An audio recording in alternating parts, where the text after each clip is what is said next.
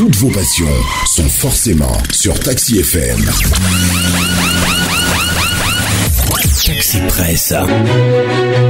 Retrouvez tous les jours de 11h à 12h45 Eric Gatan et ses confrères à bord du taxi de la mi-journée. Informations exclusives et coulisses de l'actualité tout azimut. Nos éditorialistes décryptent et commentent l'univers de l'actualité sans concession et sans langue de bois. Taxi Presse, tous les jours de 11h à 12h30 avec Eric Gatan. Madame, Monsieur, bonjour, bienvenue. Nous sommes très heureux de vous retrouver ce matin sur la radio Taxi FM Lomé. Taxi Presse de ce mardi, c'est avec Fioclou Adanglenou, le patron du journal L'Enquêteur, Ambroise Pondio, le patron du journal des Guardian. On sera rejoint en studio tout à l'heure par Acha Ibrahim, le patron du journal Temps Nouveau, et Joël Ega, le patron du journal Fraternité. Dans l'actualité ce matin, la situation politique et sociale au Togo, la semaine pourrait être tendue, surtout avec l'annonce des manifestations tous azimuts, la synergie des travailleurs du Togo, programme de nouvelles activités. Le clou sera samedi prochain une marche silencieuse de protestation à caractère pacifique, c'est ce que les organisateurs ont annoncé. Et comme samedi dernier, le président de la délégation spéciale de la commune de Lomé, le maire donc, contre-amiral Fogan Adegnon, oppose un refus catégorique, demandant donc à la STT de tenir compte de la recommandation des facilitateurs qui, le 1er février dernier, appelaient les acteurs sociopolitiques à suspendre toute manifestation public. L'opposition, je veux dire la coalition de 14, appelle aussi à 3 jours de manifestation à partir de demain mercredi, jeudi et samedi. Quelles conséquences sur la suite du dialogue? Le facilitateur ne baisse pas les bras, il continue les consultations bilatérales. On parlera de tout ça tout à l'heure. Et puis ce matin, nous souhaitons revenir aussi sur cette affaire de Gayman qui défraie la chronique, vous le savez, depuis plusieurs jours maintenant au Togo. Certains hommes et femmes arrêtés par la police togolaise qui les soupçonnent ont été donc remis aux autorités béninoises. L'autre vrai problème issu de ce problème, de ce phénomène si vous voulez, est l'alliage avec la xénophobie qui commence par s'installer. Les autorités togolaises en montent enfin au créneau et mettent en garde contre tout acte de représailles et de vengeance contre les Béninois en terre togolaise. Nous aborderons tous ces sujets. Bienvenue. Taxi Presse.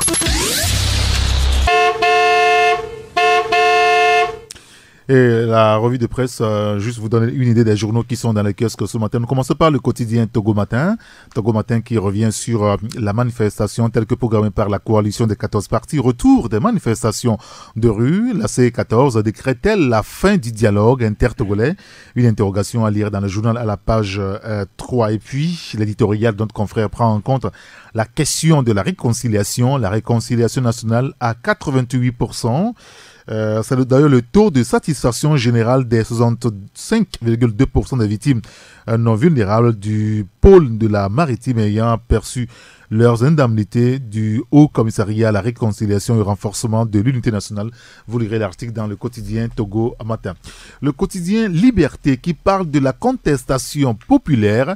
La coalition de l'opposition maintient ses manifestations. Jean-Pierre Fabre de déclarer « La situation est gravissime, elle est totalement inadmissible ». Vous lirez l'article dans le journal. Et puis, en nouvelle semaine de paralysie générale de l'administration, les travailleurs entament 4 jours de grève dès aujourd'hui. L'article est à découvrir dans le journal Liberté. Le billet hebdomadaire L'Union pour la Patrie, connectivité effective de l'Internet au haut débit dans les universités du Togo, installé depuis 3 mois. À quoi sert le Wi-Fi Campus?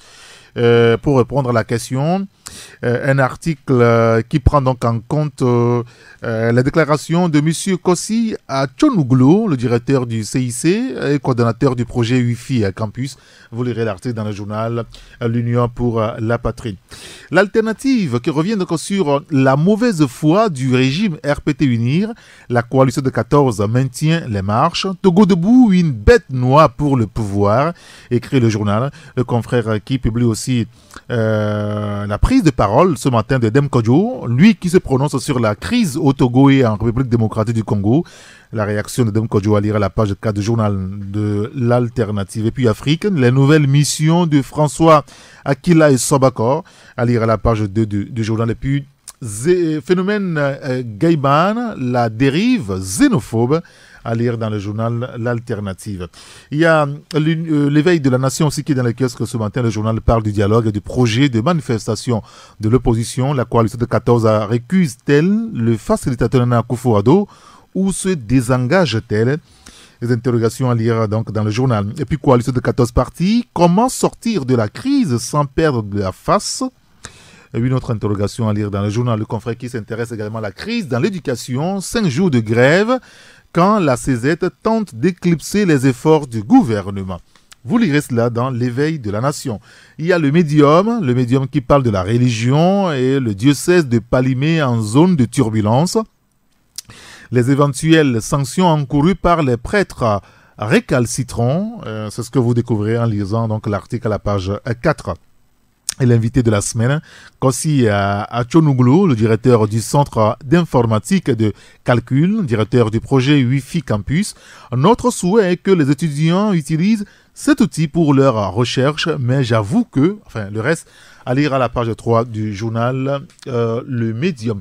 Le Médium qui parle également de la politique, pas question de violer les recommandations du facilitateur, s'exclame-t-il.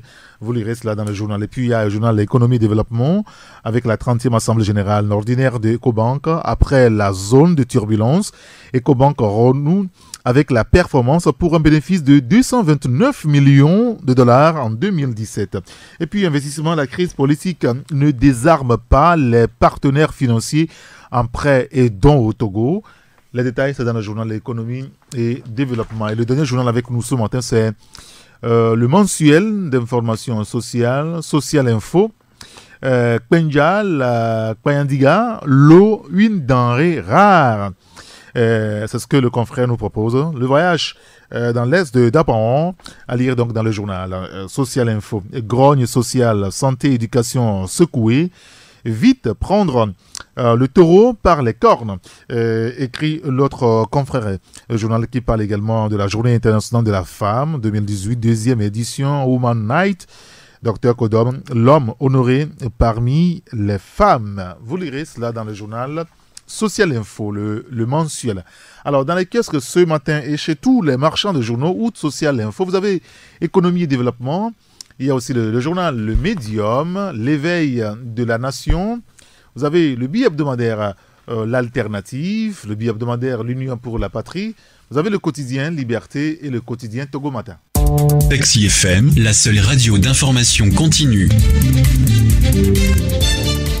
Retour en studio avec mes confrères. Bonjour Fioklou à Danglenou. Bonjour Saint-Éric Gator. Bonjour les passagères et les passagers de Taxi FM. Merci également à tous les passagers VIP, c'est-à-dire à tous les confrères en studio. Bonjour Ambroise Ponjo. Oui Eric, bonjour. Bonjour les auditrices et les auditeurs de Radio Taxi FM. On sera rejoint tout à l'heure en studio par Acha Ibrahim et Ambroise Ponjo. Je veux dire Joël les gars, excusez-moi. D'ailleurs Acha Ibrahim est déjà là. Alors Ambroise, il se fait que Mishintove est en fête et c'est pour bientôt. Tout à fait. C'est vrai que le nom Mishintove a défrayé la presse ces derniers temps. C'est pour la bonne cause. En attendant que les voix, en tant que membre du comité d'organisation de la fête du jubilé des 125 ans de Mishintove, ce village qui est né depuis des années, des centaines d'années, oui, et qui a vu l'arrivée de la première mission protestante dans les années 1893. Qui d'ailleurs constitue la création de la première paroisse de l'église évangélique presbytérienne du Togo. Parce que depuis l'arrivée des missionnaires dans les années 1847, la Gold Coast n'existait pas, le Ghana n'existait pas, le Togo n'existait pas. L'Afrique de l'Ouest était un champ vaste. Et leur arrivée en terre togolaise, c'est en 1893, et c'est chez nous, le village de Tove s'est transformé en Mishintove. Donc le jubilé des 100 ans a été célébré en 1993 et aujourd'hui, le dimanche prochain, samedi, c'est la date du 14 avril 1893. Donc 14 avril, ça fait 125 ans et l'apothéose... Les missionnaires sont passés par là. Oui. L'apothéose sera le dimanche prochain une grande fête qui va mobiliser près de 4 à 5 000 personnes. Des fidèles, naturellement des fidèles de l'église presbytérienne, des baptistes, des assemblées. Puis c'est à travers cette mission que l'éclosion a étendu au niveau des églises dites disons, l'évangélisation. Oui, a bien démarré. Donc, tout le monde est invité à cette grande fête. Les natifs, les amis, des gens, beaucoup sont descendus d'Europe ou de l'Occident pour la cause. Beaucoup sont de l'église presbytérienne et des natifs de Mission Tower qui sont dans les pays africains, qui sont descendus également. Donc la fête sera très belle et grandiose. Et vous nous invitez pas? Non, on invite naturellement. Joël Lega est dans la zone et Fiocul serait invité. Mon frère Acha serait également là. On a un mémorial, un monument qui pratiquement atteint les 17 mètres de haut. C'est pas du chocolat. Oui. C'est nouvellement construit. Ce sera inauguré le samedi dans l'après-midi, avant que l'apothéose de la fête ne se fasse. Sinon, le programme est étalé de toute la semaine, ce lundi jusqu'à dimanche. D'accord, très bien. Écoutez, on aussi. Vous êtes tous invités d'accord, à la grande fête. Si vous nous invitez, on sera là. Quand vous dites qu'on est invité, donc on fera un peu de fois pour être dans la zone. Alors, bonjour, Joël Lega. Bonjour, mon cher frère et ami. Vous allez bien? Oui, je vais bien. Surtout D'accord. avec la fraîcheur. La fraîcheur, vous Oui, l'aimez pas? non, je l'aime. Surtout, je dis surtout avec la fraîcheur d'aujourd'hui. D'accord, très bien. D'accord, je voulais juste m'assurer. Bonjour Acha Ibrahim. Bonjour Eric, bonjour aux passagers de notre taxi. Merci de nous avoir rejoints. Vous savez, c'est un plaisir. Il y a 3 mois environ, il y a cette image que la presse nous a projetée, l'image de la ministre de l'économie numérique, de celle de l'ancien directeur général de Togo Cellulaire, aujourd'hui DG de Togocom, et puis l'ancien DG de Togo Télécom, et tout ça, et le président de l'université de Lomé aussi, inaugurait le Wi-Fi campus. Aujourd'hui, est-ce qu'on pourra dire à Acha, franchement, que le campus le Wi-Fi au campus est un outil indéniable pour et les étudiants et pour les enseignants, véritablement? Ah oui, et on peut l'affirmer parce que vous savez que nous sommes à l'ère du numérique, à l'ère de l'Internet, et les recherches aussi se font sur Internet.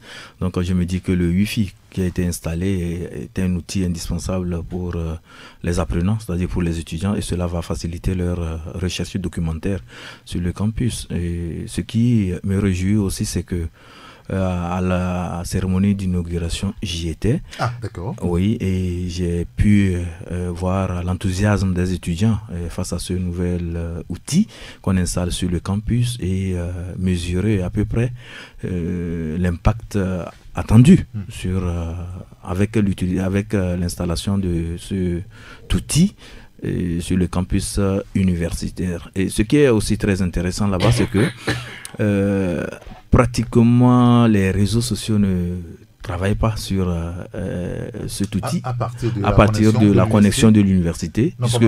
Oui, j'ai eu à tester le WhatsApp qui n'a pas marché. Et c'était dit que c'était juste pour ne pas aller vers... La prochaine question que je vous pose. Tout à fait. C'est ma crainte parce qu'avec cette jeunesse à l'université, est-ce qu'elle ne va pas beaucoup plus s'intéresser à des réseaux sociaux que l'essentiel pour lesquels... Tout à fait. Donc, ça ne marche pas sur ce réseau. J'ai tenté le WhatsApp qui n'a pas marché et je me suis dit que mais c'est bien, c'était pour éviter la déviance par rapport à l'utilisation qui sera faite de cet outil qu'on installe là-bas. Et vous n'êtes sans savoir que quand on parle d'internet, c'est un investissement, c'est un grand investissement, ça a beaucoup de coûts.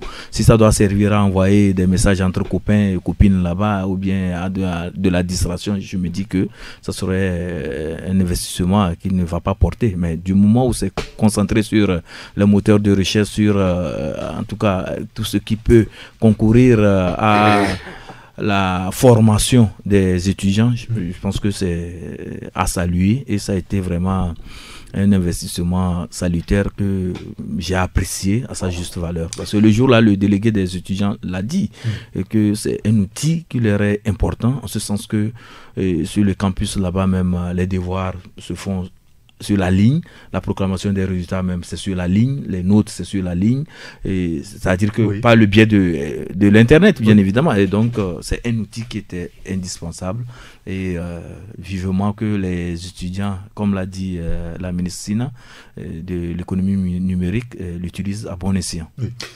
Fioclo Naglonou, est-ce que cet outil-là ne vient pas un petit peu tard? Oui, il est souvent dit que quand les bonnes choses viennent tard que jamais, c'est à saluer quand même. D'accord, très bien. Bon, moi je savais que cette question d'Internet à l'université était posée depuis le temps du... Ça fait l'objet de plusieurs mouvements sur le campus. Sur le campus. Et depuis le temps de monsieur, c'est Aboti, non? Monsieur Ahadi, monsieur Ahadi, non. Bon, aujourd'hui, avec l'arrivée de professeur Kokoroko, les étudiants ont même dit qu'il y a plusieurs innovations sur le campus, et ce qui est à saluer, telles que l'électrification, le tracé des routes, tout ça, c'est une bonne chose. Et ça permet aux étudiants, comme aux professeurs enseignants, de pouvoir s'exprimer davantage. Alors, on pourra dire, Joël, que il y a quand même des efforts finalement qui sont faits au-delà de tout à l'université. Les infrastructures sont en train d'être renouvelées petitement, peut-être que ça ne va pas au rythme de certaines personnes, mais en même temps il y a du travail qui se fait à l'université. Non, il y a du travail qui se fait, il faut le reconnaître, mais ce qu'il faut regretter, c'est que par où on a dû passer pour en arriver là. C'est ça. Non, attendez. On ne savait pas que c'était aussi facile. On pouvait le faire aussi simplement. Et on a dû attendre que les étudiants... d'accord. Que les étudiants escaladent. Je vous vois le mieux. Voilà. On réclame d'abord. Non, c'est en cela qu'il faut se poser la question sur la nature humaine. La nature de l'homme.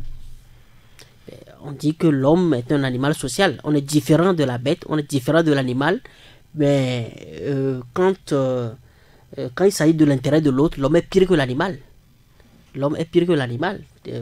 Je ne sais pas, moi je ne savais pas que le budget de l'État pouvait aussi aisément porter toutes ces réformes. Et aujourd'hui encore, on peut encore faire 10 fois mieux que ce qu'on est en train de faire. Parce que quand vous voyez les postes de dépenses où on dilapide les fonds pour des non-urgences, on peut faire plus que ça. On peut mieux bâtir en fait le capital humain du Togo que ce qu'on fait aujourd'hui. Mais pourquoi on ne le fait pas? Pour quel plaisir on tire à refuser de le faire? Je ne sais pas. Ça c'est la question qu'on doit se poser. Il faut que les étudiants réclament d'abord. Oui, il faut que si seulement ils réclamaient seulement. Si seulement on attendait seulement la réclamation pour s'exécuter. On attend qu'on aille jusqu'au bras de fer, jusqu'à ce que des étudiants perdent leur vie, que le sang coule, qu'on aille au pire avant de faire ce qu'on est censé faire. C'est-à-dire que ce qui est, comme le dit Descartes, le bon sens est la chose la mieux partagée. Ce qui ne relève que du bon sens. Je ne sais pas pourquoi. Moi, quand je fais le tour du campus aujourd'hui, je suis vraiment fier. Je dis, mais bon, je le mets... Quelques tracés Oui. Je le mets au compte du professeur Kokoroko. Mais il faut reconnaître que Kokoroko seul, il a beau avoir de superbes idées. Mais s'il n'y a pas la volonté en gros, c'est-à-dire si on ne veut pas vraiment lui donner les moyens. Donc je dis félicitations à celui-là qui s'est réveillé, donne notre pied le matin et dit non, que le campus, il faut quand même lui donner une image qui va dans la respectabilité. Surtout la connexion Internet qui n'est pas un luxe aujourd'hui. Oui, justement. Permettre aux étudiants de s'en servir pour être bien bâti, c'est bâtir la nation togolaise. Oui, justement, c'est en cela que je parle de la construction du capital humain. C'est-à-dire qu'aujourd'hui, je l'ai une fois dit sur ce plateau, la CEDEAO, l'espace économique dans lequel on est devenu l'appétit de ces Européens qui ont tout fini. C'est-à-dire qu'ils n'ont plus rien à construire chez eux, ils n'ont plus de défis à relever. Ils ont tout fini, ils sont aujourd'hui dans la ils cherchent à comment construire l'homme, comment créer l'homme, ou bien carrément comment mettre l'intelligence humaine dans l'appareil. Ils sont aujourd'hui à l'ère de l'intelligence artificielle. Donc ils n'ont plus rien. Or, chez nous, c'est un champ vide. Et donc, on ne peut contenir cette migration-là, en fait, cette conquête-là, que si on a du capital humain pour répondre, si on a des hommes bien formés. Aujourd'hui, pourquoi les Européens ne choisissent pas facilement d'aller conquérir aujourd'hui l'Asie? Parce que les Asiatiques sont prêts. Tout ce qu'ils vont amener comme technologie, les Asiatiques sont en phase avec eux. Ils l'ont déjà. Voilà. Donc, quand les Européens vont, ils se soumettent à leur culture. C'est-à-dire, tu vas en Chine, tu consommes chinois, tu apprends le chinois. Voilà, c'est en cela. C'est-à-dire que tu ne sais pas pourquoi les gens ne veulent pas se faire plaisir, se dire non, je suis là juste pour 80 ans maximum. Ça, c'est l'expérience de vie d'un homme. Enfin, maximum. 80 ans. Le reste, la Bible a parlé de 70. Justement. Le reste, ce sont des futilités. Donc, si tu n'as que 80 ans, mais essaye de laisser un peu de bien avant de partir. Les gens veulent mourir la cuillère en or dans leur bouche. D'une façon ou d'une autre. Mais attends, tu vas trépasser. Tu vas trépasser comme le pauvre, le fou qui dort à l'air libre, qui dort à la merci des moustiques et autres. Là, tu vas trépasser comme lui. Oui, nous voulons remercier le professeur Kokoroko pour tout ce qu'il a fait pour le bienfait de cette université. Mais il y a aussi le directeur du campus Wi-Fi qui aussi, selon ce que j'ai lu aujourd'hui dans la presse, il y a le confrère, le médium en a parlé. Il y a aussi l'Union pour la patrie qui en a parlé, qui ont dit beaucoup de bien de ce monsieur, Kossi Achonouglou, qui fait quand même beaucoup de choses à l'université. Il n'est pas que du campus de Wi-Fi, mais il est aussi responsable, je pense, du CIC. Oui, félicitations à tout cela, mais il y a certaines choses qu'il doit revoir. Aujourd'hui, l'université est clôturée, mais néanmoins, bien gardée au niveau des entrées. Nous avons la police universitaire, appelée COPOL, mais il y a les vols de motos et de vélos qui continuent. À l'université. Pourquoi? Bon, enfin, c'est un problème auquel il doit... Vous savez qu'il y a des voleurs aussi à l'église. On vole des motos et tout ça à l'église. Alors si les gens ont des kilos pour aller voler à l'église, à la mosquée, c'est pas étonnant qu'on vole à l'université. Ils n'ont qu'à prendre toutes les dispositions pour mettre fin à ça. Alors on peut pas avoir, je suis d'accord avec vous, on peut pas avoir la police universitaire et que les entrées soient bien gardées. Kokoroko, vous savez qu'il traque les étudiants par moment et qu'ils se fassent voilà. Oui, je ne veux pas lâcher le mot. Oui, allez-y. Oui, mais c'est qu'au-delà du numérique, c'est vrai que le campus aujourd'hui, quand vous allez, c'est couvert par Internet. Et ça voudrait dire qu'on tente de numériser tous les secteurs du campus. Mais le problème qui se pose actuellement, c'est qu'il y a des étudiants qui sont là jusqu'alors, qui ont fini leur cursus, du moins la licence, et qui n'arrivent pas à avoir leur attestation de licence. Ça aussi, ça pose un problème. C'est le papier qui manque ou bien il y a quoi et on n'arrive pas à faire imprimer ces attestations à ces étudiants. Donc, il faudrait que l'université voie ce cas pour qu'il n'y ait pas trop de retard dans ça. Actuellement, il y a des défis. Les gens qui ont fini, ils veulent postuler à des emplois. Vous savez qu'au Togo, quand vous présentez votre dossier, il n'y a pas l'attestation de réussite ou bien l'attestation de diplôme, ça pose problème. Vous ne pouvez pas avoir accès au marché de l'emploi. Donc, il faudrait que l'université fasse des diligences, que ces étudiants, une fois finis, puissent avoir du moins l'attestation de réussite pour pouvoir leur permettre aussi de se chercher sur le marché de l'emploi. Alors, donc on va là, au-delà du président professeur Kokoroko, Doji, on va interpeller ses collaborateurs. Bien évidemment, oui. Des facultés, des écoles, c'est très important. Très important. Merci beaucoup Acha Ibrahim. On va aborder un autre sujet et c'est un vrai phénomène.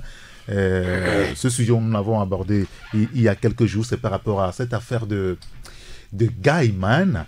Vous savez que les autorités togolaises ont fini par communiquer là-dessus et ont interpellé pas mal de ressortissants béninois. Il y a même une source qui nous disait qu'il y a des Togolais parmi eux. Bon, on n'a pas encore réussi à finir la vérification. Ce que nous savons, c'est qu'on en a extradé 13 au Bénin ces derniers jours. Mais il se passe que dans l'opinion, tantôt, vous voyez des messages audio avec des photos bizarres. On se demande si ces photos-là sont vraiment du Togo, présentant certains de nos frères comme étant des Gaiman. On nous a même dit que certains même ont été brûlés en la banlieue est de Lomé.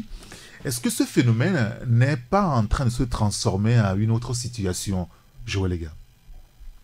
Un petit peu de la xénophobie, comme le confrère l'Alternative en a parlé ce matin. Oui, moi je ne parlerai pas, je ne qualifierai pas cela totalement de xénophobie, mais on est à la lisière de la xénophobie. On est à la lisière de la xénophobie parce que Mais je crois que les sorties qu'on a eues tout dernièrement, tant des autorités togolaises que des autorités béninoises, vont contribuer à ramollir en fait les ardeurs, parce que nous sommes des peuples frères qui au Togo n'a pas un cousin, une tante, etc. de l'autre côté. Vice-versa. Non, vice-versa. C'est-à-dire que de Lomé jusqu'à Saint-Cassé, tu as forcément quelqu'un de l'autre côté de la frontière. De la plus forte raison que ce sont des frontières artificielles. Ce ne sont pas des frontières que nous avons créées culturellement, mais c'est des frontières que les Blancs sont venus créer anticulturellement. Donc, ça m'étonnerait qu'on en arrive là. Mais c'est que normalement on devait plutôt communiquer. Nous l'avions dit ici, malheureusement on ne puisse pas beaucoup de choses dans les récits que nous faisons ici. Non, parce qu'on avait dit que le phénomène Gaïman, il ne faut pas seulement prendre pour élément d'abord la nationalité béninoise et autres. C'est-à-dire qu'il y avait le phénomène d'abord était là depuis, avant que les réseaux, voilà, avant le vent qui est venu du Bénin n'a fait que vampiriser en fait le concept. Un petit piment. Voilà. Et donc les Gaïman existaient depuis. Donc il faut aujourd'hui plutôt parler de critères, c'est-à-dire que de critères peut-être sociaux, mais pas forcément en termes de nationalité. C'est-à-dire on ne doit pas parler de Béninois ou autre là. Donc normalement les autorités devaient communiquer en fait sur ça, dire que non, on parle de Gaïman, c'est vrai, ça existe, mais c'est pas forcément que la personne est béninoise donc il est Gaïman. Il fallait normalement déjà élucider les esprits sur ça pour casser un peu cette ardeur là à laquelle tous les monsieur Fourtou s'est livré sur les réseaux sociaux. Parce que ces derniers jours au Bénin, on dit là-bas et sur leurs réseaux sociaux qu'on brûle les Béninois au Togo. Oui, c'est-à-dire que... Et ça, la police béninoise, par l'entremise de leur patron, est montée au créneau pour assurer leurs concitoyens que personne ne brûle des Béninois au Togo. Au Togo, on a pris de la peine, enfin, on a mis un peu du temps avant quand même de communiquer véritablement sur le sujet. Oui, c'est-à-dire qu'on communique sur d'autres choses. Par exemple, pourquoi c'est 13 Gaïman seulement qu'on a arrêté? 13, on sait que c'est lié à notre histoire. Moi, ça m'a fait marrer. Ça m'a fait marrer quand on a déclaré. Coïncidence curieuse. Oui, mais est-il que c'est une coïncidence quand même? Il faut le faire. Mais elle est curieuse. Voilà, elle est très curieuse, justement. Elle est très curieuse. Donc, ouais, c'est normal, c'est à cette échelle on devait s'appliquer, dire non, que ce n'est pas forcément les Béninois. Il ne faut pas déranger les Béninois. Il y a des Béninois qui font des affaires, qui faisaient depuis des affaires, qui sont bien inscrits dans la communauté. Dans la société togolaise. Et donc ce qui m'a plu aussi, c'est que au moins le directeur général de la police béninoise a dit non, que les deux qu'on a présentés comme des Gaïman qu'on a lynchés publiquement ne sont pas, enfin qu'on a présentés comme des Béninois, ne sont pas des Béninois. Je crois que ça a calmé beaucoup de choses. Maintenant c'est de l'autre côté, il faut faire le travail, parce que jusque là c'est sur les réseaux sociaux qu'on a appris que on a lynché des Togolais. Officiellement, on ne nous a pas encore confirmé. Non. Donc là encore, il faut que les autorités togolaises disent effectivement, parce que on risque d'avoir le revers ici. On risque à force de garder le silence, on risque d'avoir le revers. Les gens vont se dire, ok, mais si les autorités qui ne dit rien consent, si les autorités ne disent rien, c'est parce que nos frères sont lynchés là-bas. Donc, d'ailleurs, il y avait un Béninois que je ne porte pas vraiment dans mon cœur. Il faut que je crée quelque chose. Voilà. Vous vous rappelez ce match livré par les éperviers au Bénin? Par exemple, cette rencontre est toujours vive dans l'esprit des gens. Il va y avoir une autre rencontre entre le Togo et le Bénin pour le compte des éliminatoires de la CAN 2019. Ah voilà. Où le Togo ira jouer au Bénin. Où le Bénin viendra jouer ici à Lomé. Oui. Si on n'apaise pas cette tension, qu'est-ce que cela deviendra? Ambroise Ponjo, quel est votre avis sur cette situation finalement qui, on le craignait, on le voyait aussi venir, qui crée finalement la psychose? Oui, je crois que c'est déplorable d'en arriver jusque-là, jusqu'à la porte de la xénophobie. Vous savez, on l'avait dit ici, Joël le disait, on avait déjà tiré sur la sonnette d'alarme. Sauf que l'alerte est venue du Bénin lui-même. C'est le Bénin, c'est du Bénin qu'on a eu des audios, comme quoi, prenez vos gardes, prenez soin de vos enfants, des gamins arrivent chez vous, on est en train de les arrêter ici. Jusqu'à ce temps-là, Ambroise ne savait pas ce qu'on appelle gay man. Je ne vous le cache pas. Je ne veux même pas aller dans un anglicisme de traduction pour savoir littéralement ce que c'est que, en anglais au moins ce que c'est que c'est. De brouteur. Oui. Donc, disons que c'est eux qui nous ont alertés comme quoi des gens viennent de chez eux, qui viennent chez nous pour pouvoir créer des dommages. On a cité des gens qui font comment vous l'appelez, des rituels, d'autres qui sont spécialisés dans la cybercriminalité. Tout ça là, c'est confondu. Et finalement, le Togolais, lui, ne sait même pas là où met pied. Donc, le mieux, c'est de débusquer un jeune qui a 20 ans, qui ne fout rien, qui est habillé avec montre Rolex, dans des grands cylindrés, bien habillé en tigant, et tout ça là, c'est vite fait. Donc, ce qui fait que tous ceux qui ont été brûlés au Togo ici, moi, d'après mes investigations, il n'y a aucun Béninois qui se trouve là-dessus, c'est les voleurs. Les Togolais ont pris l'habitude, comme les Camerounais, ces derniers mois, de jouer à la vindicte populaire, à la justice privée. De jouer ou bien de se livrer. Oui, je dis jouer parce que ce n'est pas autorisé par la loi ni par le droit. Donc je dis que, néanmoins, c'est parce que quand des fois vous envoyez un voleur au commissariat, 2 heures après vous le retrouvez dans le même coin de rue, c'est normal que celui à qui on a volé l'objet, il se retrouve face à cet élément-là. Il est obligé de passer à la vitesse supérieure, c'est-à-dire jouer à la vindicte populaire. Donc, si on revient à la charge, je crois que les 2 ministres ont fait un bon boulot. Moi, je suis les chaînes étrangères, souvent ivoiriens, béninois, tout ça là, surtout leurs journaux, pour essayer de faire une comparaison de ce que nous faisons ici. Donc, effectivement, le responsable de la police béninoise a bien réagi. Il a bien réagi, il a dit, il n'y a rien de tout cela, c'est ce que les gens disent. Et c'est un malheureux, selon un audio que j'ai encore eu, un malheureux qui a pris la maladresse d'envoyer une image d'un voleur qu'on a déjà tué, ça fait 1 an et demi, sur les réseaux sociaux, comme quoi c'est un Béninois qu'on est en train de brûler comme ça. Au Togo. Au Togo. Un Togolais qu'on est en train de brûler au Bénin. Oui, un Togolais qu'on est en train de brûler, les Émidiens étaient là en jaune, tout ça là. Donc, le Togolais ne doit pas, ou le Béninois et le Togolais ne doivent pas franchir ce Rubicon-là. Parce que c'est très dangereux. Ça va être un précédent. Moi, je l'ai toujours dit, les chefs d'État béninois, les grands élites béninois ont été formés ici. Tout comme le Togo est allé former des gens au Gabon, en Afrique centrale, c'est-à-dire au Gabon, Congo, Centrafrique. Vous allez voir des commandants de l'armée togolaise qui forment encore des gens en Centrafrique, mais au Congo-Brazzaville. Au Mali aujourd'hui. Au temps de Fobani, c'est les Togolais qui sont allés former des Ivoiriens là-bas. Un pays qui a tellement des intellectuels, des élites, et qui respecte les gens. Le Togolais pacifiste de nature ne peut pas se livrer à ces genre de choses-là. C'est vrai que de nature, la politique même togolaise, la gouvernance a renversé la situation au point que plus on est en nombre, plus la criminalité augmente. Parce que la criminalité n'est pas née aujourd'hui, elle est née avec Caïn.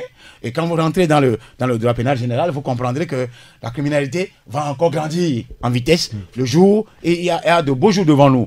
Donc il va falloir que les autorités sécuritaires puissent prendre des mesures idoines et sécuriser les 2 communautés parce que le risque est tellement grand. Alors aujourd'hui, comme il n'est pas loin de Ilakondi. Bien sûr. Alors peut-être ce qu'il faudra préciser, c'est que les autorités togolaises ont mis en garde depuis hier soir contre tout acte de représailles, contre de représailles et de vengeance contre les Béninois en terre togolaise. Est-ce qu'il ne faut pas décourager définitivement ces genres d'actes? Parce que je crois savoir que le ministère de la Sécurité, dans son communiqué, disait que s'il y a un suspect, il vaut mieux alerter les services concernés plutôt que de vouloir, n'est-ce pas, je vais emprunter le mot d'Ambroise, jouer à la vindicte populaire. La vindicte populaire. Allez-y, Acha. Non, je pense que c'est une question de pédagogie et les autorités togolaises doivent inviter les compatriotes, surtout les citoyens togolais, à proscrire ce genre de comportement, à ne pas aller vers la vindicte populaire. Vous savez, quand on a des éléments de suspicion par rapport à un individu, ce n'est pas forcément dit que l'individu est un criminel ou bien l'individu est à proprement parler ce que nous pensons de lui. Donc il faudrait au moins aller dans le sens de la présomption d'innocence, ne pas tout de suite se livrer à des actes répréhensibles sur ces individus. Pas plus qu'hier, un confrère me rapportait un fait, ça m'a beaucoup fait mal, parce que un enfant qu'on a envoyé, comme ça, que sa maman a envoyé d'aller acheter quelque chose au bord de la route, l'enfant passait, il y avait une moto qui était garée, et l'enfant, vous savez, les enfants aiment souvent s'amuser avec tout ce qu'ils voient des engins. Ils touchent la moto commence par détonner, et il y a l'alarme qui est signalée. Oui. Tout de suite, on prend le petit, on le tabasse comme quoi il voulait voler la moto. Vous comprenez? Vous voyez comment les gens réagissent. C'est pas du tout bon. C'est pas du tout bon. Mais on a tapé l'enfant. Sérieusement, l'enfant a été molesté et grièvement agressé. Non, c'est pas possible. L'enfant jouait seulement avec la moto, c'est tout. Il voulait jouer avec il a vu la moto, il a tapé sur la moto, il y a eu l'alarme, on dit qu'il voulait voler la moto. Vous comprenez? Donc il faudrait faire extrêmement attention. Notre société va-t-elle finalement à la dérive? Oui, mais on va à la dérive, parce que si c'est ça, n'importe qui, même un de vos, en tout cas comme on le dit souvent, un de vos rivaux, si vous vous retrouvez auprès d'une petite go et que l'autre veut en découdre avec vous parce que vous avez de l'avance au point de vue situation sociale sur lui, mais il suffit seulement d'alerter les gens, dire que c'est un gaiman. Si le jour-là par malheur vous vous habillez très bien aussi, le tour est joué. Je vois mon confrère Ega avec sa BM, avec sa Mercedes-Benz, si il y a de ces situations, vous comprenez ce que ça peut donner. Donc il faudrait quand même proscrire cela, et je pense que c'est ce que le ministre a fait. Et sincèrement, c'est au minimum, parce que ça a été un simple communiqué. J'aurais voulu quand même qu'il sorte, lui et le ministre de l'administration territoriale, un petit peu comme au Bénin, ce qui s'est passé au Bénin. La police est sortie, tout à fait. Ici, le ministre doit prendre la parole. Le ministre Yark doit monter sur les plateaux, interdire cela formellement, et le ministre même des Affaires étrangères doit aussi se prononcer là-dessus, parce que l'affaire... Ou le patron de la sécurité au Togo. Non, surtout le ministre des Affaires étrangères aussi, parce que c'est très important. Ça prend une allure de problème entre pays et pays, puisque on parle ici de Béninois. Et c'est grave. Du côté du Bénin, on parle des Togolais qui seraient la cible. Donc il faudrait quand même que ces autorités-là se prononcent et voir dans quelle mesure ils peuvent faire même des balais diplomatiques. Celui d'ici peut aller vers le Bénin, ils peuvent animer une conférence de presse ensemble là-bas pour lever les choses, les inquiétudes, les équivoques. L'autre du Bénin peut venir ici aussi, il y aura une conférence de presse ou bien même une rencontre très médiatisée pour prouver aux populations qu'il n'y a aucun problème comme ça, et que du côté du Bénin, on n'a brûlé aucun Togolais, et celui du Togo aussi dira au Bénin qu'on n'a brûlé aucun Béninois. D'ailleurs, même ici, nous vivons la réalité. Il n'y a personne qui s'en prend aux Béninois ici au Togo. Ça, je ne l'ai pas remarqué. Pas plus que le samedi, j'avais un de nos confrères de Golf TV qui voulait venir ici à Lomé. Mais il a dit, mais s'il faut venir et se faire brûler, mais lui, il ne voit pas... c'est la psychose. C'est la psychose totale. Et je l'ai dit, je l'ai rassuré qu'il n'y a pas... il n'y a même pas de traque de Béninois ici, qu'on ne poursuit personne. Il y a aussi cette idée de... Il dit, mais sur les réseaux sociaux, je l'ai dit de faire extrêmement attention avec les réseaux sociaux. Des plaques d'immatriculation béninoise... Mais il y a beaucoup de Togolais qui sont au Bénin, qui reviennent chez eux avec le véhicule, les plaques d'immatriculation béninoises. Non, mais il y a des Togolais même qui ont acheté des véhicules ici, qui sont allés les immatriculer au Bénin. Parce qu'il y a trop de tracasseries ici au Togo en matière d'immatriculation. Il faut avoir le courage de le dire. J'en connais des gens qui ont acheté des véhicules au port ici, mais qui sont obligés de faire un transit, d'amener ça au Bénin, aller immatriculer, revenir, les conduire ici à Lomé. C'est plein. Il y en a qui vont jusqu'au Niger. Non, c'est plein. La police même doit savoir ça. Mais c'est plein. Avec les tracasseries que nous avons avec la Cotec, avec la douane, avec l'OTR, tout ça là, ça crée des choses, des dépenses aux gens. Les gens sont obligés de faire des transits, d'acheter le véhicule au port d'occasion, le véhicule d'occasion au port. Ils font un transit, ils amènent ça au Bénin, ils immatriculent ça là-bas, ils reviennent, ils conduisent ça ici. Il suffit seulement que chaque temps ils vont qu'ils aillent au transport routier avoir quelques billets, avoir leur ils ont autorisé un laissez-passer, merci beaucoup, et c'est fini, et le tour est joué. Mais ça là, mais ça dessert qui? Ça dessert les Togolais. Donc il faudrait, bien évidemment, donc il faut revoir toute la politique autour de ces immatriculations là. Il faut voir toute la politique autour de ces immatriculations là pour que les Togolais se sentent aussi à l'aise. C'est notre débat, on pourra revenir là-dessus très prochainement. Moi je pense que tout ce phénomène... Alors, il y a des Togolais qui sont au Bénin. Est-ce qu'il n'y a pas un danger finalement? Oui, moi je veux dire tout de suite que le Togo et le Bénin sont intimement liés. Par l'histoire. Et par l'histoire. Et la sortie du directeur général de la police au Bénin a calmé les ardeurs. Et je peux dire aussi... Espérons. Ça doit avoir ses effets. Parce que sur les réseaux sociaux béninois... Et je peux dire que on se calme pas encore, ceci est une conséquence logique de l'intoxication des désinformations sur le WhatsApp. Le WhatsApp est devenu un facteur de mensonge, d'insécurité totale. Au Togo, entre-temps, il y avait des lynchages de voleurs et autres. moi, je le dis, ça n'engage que moi.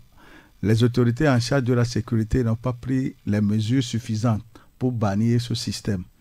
Si on laisse quelqu'un devant une maison ou dans un quartier, il serait normal qu'on aille rafler tout le monde pour interrogatoire et pour qu'on sache qui sont ceux-là qui l'ont fait. Parce que la loi n'autorise pas qu'on laisse quelqu'un. Quand tu commets une bêtise, il y a la justice qui est là. Et la présomption d'innocence, après le jugement, c'est que tu es fautif ou pas. Le lynchage a été laissé comme ça, on n'a puni personne, on n'a jamais appris que on lynchait quelqu'un dans tel quartier, on les a jugés. Et c'est ça qui fait que ça continue. Et le manque de formation civique en est un facteur. Aujourd'hui, nous sommes devant les faits que nous pouvons éviter. La formation civique a disparu des classes. Oui, oui. Si il y avait cette formation civique, le citoyen lambda devait savoir que tel acte n'est pas raisonnable et ne doit pas être posé. C'est ça. Joël. Non, c'est-à-dire que c'est vrai que la formation civique a manqué. C'est vrai que moi je résume tout le problème en termes de périclitage carrément du civisme au Togo. Tout à fait. Le civisme a périclité, c'est-à-dire la citoyenneté a carrément périclité. Enfin, les valeurs citoyennes ont périclité. Mais c'est vrai de faire un constat, mais il faut qu'on identifie aussi la cause, qu'on ait le courage d'aller jusqu'à la vraie cause. Parce qu'il n'y a pas meilleure façon de construire le civisme que l'exemple. Ouais. Il n'y a pas de meilleure façon de construire le civisme que l'exemple. Et l'exemple, c'est tout. C'est-à-dire que l'exemple, c'est le mérite, le respect du mérite. Comment toi-même, à qui on a confié la gestion des affaires publiques, comment tu le gères, hein, comment tu rends compte après. Voilà, il y a la reddition des comptes. Il y a la reddition des comptes. Il y a la posture même, c'est-à-dire que la réaction que tu as face à la violation des valeurs communes. Quand je touche du doigt les enquêtes d'Afrobaromètre qui a dit que 89% de Togolais ne croient plus à la police et à la justice. Oui. 89% de Togolais ne croient plus à la police ni à la justice. Mais quand l'autorité a eu ça, supposons qu'il ne savait pas, vous avez eu ça, quelle réaction y a-t-il eu? Est-ce qu'on a mieux rassuré? Est-ce qu'on a mieux conçu ce ciment-là entre les justiciables et les auxiliaires de justice? Peut-être qu'il y a un travail qui se fait mais qui n'est pas encore visible sur le terrain. Non, mais quel travail est en train de faire? C'est-à-dire que c'est ça. Notre responsabilité, le journaliste n'a pas de camp. Non. Mais on peut pas caresser la vérité. Disons la vérité telle que ça est. On l'a dit ici, qu'on communique mieux sur cette affaire de Gaiman. Aujourd'hui, on est à la frontière de la xénophobie.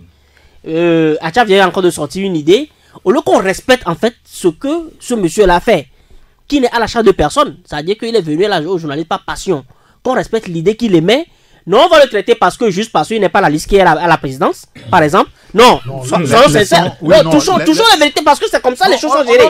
Les choses sont gérées à ras le sol. On extrapole les problèmes tels qu'on les pose. C'est comme ça. On parle du civisme. Mon frère, vous parlez du respect. Il faut qu'on sorte, il faut qu'on pose le cliché tel que ça est, tel que ça se présente. C'est comme ça parce qu'il n'est pas proche de certains réseaux. On dira non, lui, laissez-le là-bas. Comme on gère par exemple la crise politique aujourd'hui. Hein? Mais les gens ont détourné de l'argent. Qu'est-ce qu'on leur a demandé? Mais quand on parle de la vindicte populaire, la vindicte populaire a commencé même à prendre un visage depuis 2005. Quand... depuis les tueries? Non, pas les tueries. C'est-à-dire que quand les immédiats ont fait une descente sur le marché de Janawe pour régler les comptes au Ibo. Ah oui. Au Ibo parce qu'on a appris que des filles, enfin il y a eu des meurtres en série, etc. reprochés au Ibo. Les gens ont attendu que les autorités réagissent, les autorités n'ont pas réagi. Un matin, on a fait une descente à un truc là. Et le phénomène a pris fin. Enfin, on n'a plus vu l'alliage du nom Ibo à chose là. Et la dernière fois, pour la feu... à cause une fille qui a été voilà, les gens sont allés, c'est-à-dire que les citoyens se sont rendus compte que non, celui-là à qui ils ont confié le pouvoir de les protéger, il ne joue plus son rôle. Donc ils ont pris sur eux, et dans la foulée de tout cela, il y a la violation des valeurs de civisme. On ne respecte plus personne. Vous voyez dans la circulation, c'est les invectives qu'on se lance. Oui. Hein? Pour mine de rien, on se lance des invectives. Voilà le jeune là qu'on a léché. Ce n'est que le ras-le-bol parce que les gens se rendent compte, l'autorité ne le respecte pas. On ne respecte pas ses droits. Mais alors, comment on corrige ça? Comment on corrige une telle situation? Oui, mais justement, dans le contexte actuel du Togo, comment est-ce qu'on peut corriger ça? Oui, mais juste dans le contexte actuel, c'est ça. Ça commence par ici. Quand nous disons certaines choses, même quand ça dérange, même quand c'est brut, mais qu'on reconnaisse quand même que il y a un problème. Dans ce qu'on a jeté brut, voilà, il y a un problème. Il faut qu'on l'identifie, il faut qu'on voit le problème en face. On va pas continuer à construire le Togo pour les 50 ans à venir sur la complaisance, hein, sur le clientélisme, etc. Ça ne mène nulle part. Parce que tu as été passif ou actif, hein, dans cette culture, mais tu es redevable. Alors, nous sommes en train là de revenir sur l'éducation. Hein. J'avais posé le débat là entre-temps ici. Quel Togo construisons-nous pour demain? Alors, on évoque le cas du civisme. Ambroise Ponjo, le civisme au Togo. Pourquoi est-ce que ça a disparu des classes?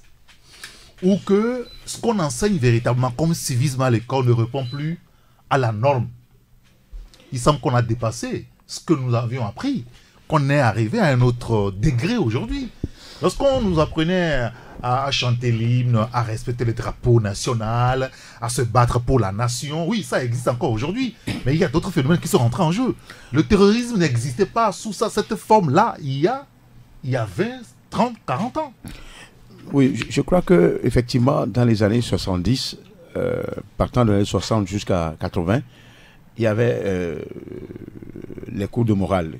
Oui. On a eu civisme, on nous a appris ça. Je me rappelle des Mamadou Bineta, les NDBK, les Jingeshor, tout ça là, ça me rappelle dans les années 78, 79, 80. C'était bien. Et tous les matins vous venez, on écrit morale au tableau. Oui. Vous lisez, le citoyen ne vole pas, des choses comme ça. Tout ça, ça a disparu à cause de ce régime. Oui, je vais t'expliquer ça. Bon, expliquez-moi. Expliquez-moi, Ambroise. Si vous ramenez tout au régime, hein? Oui, malheureusement, c'est vrai que les citoyens ont une part de responsabilité. On peut dire que le régime même le hante alors. Non. Oui. En même temps, le régime fait des choses. Ce n'est pas minimiser le problème que de le ramener au régime. Non, le régime fait des choses qu'il faut apprécier à sa juste valeur.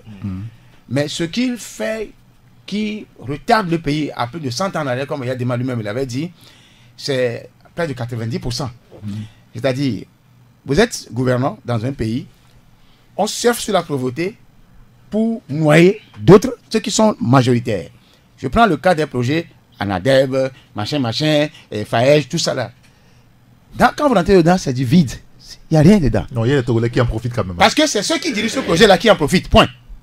C'est les mêmes personnes qui dirigent ce projet-là qui en profitent. Le peuple n'en profite pas. Vous allez voir, vous allez voir des gens dire on va faire une plateforme pour les femmes dans les villages. Ils vont venir et brancher leur portable.